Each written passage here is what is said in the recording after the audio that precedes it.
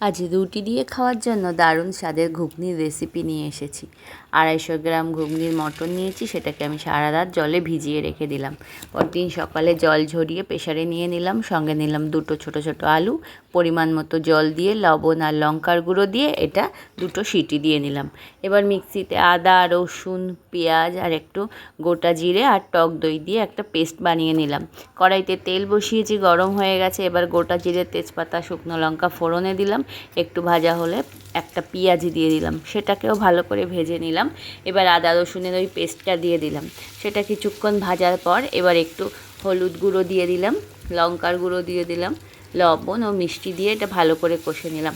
কষাটা যখন সুন্দর হয়ে গেছে, তেল ছেড়ে যাচ্ছে, তখন আমি সিদ্ধ করে রাখা মটরগুলো চামচের সাহায্যে দিয়ে দেবো।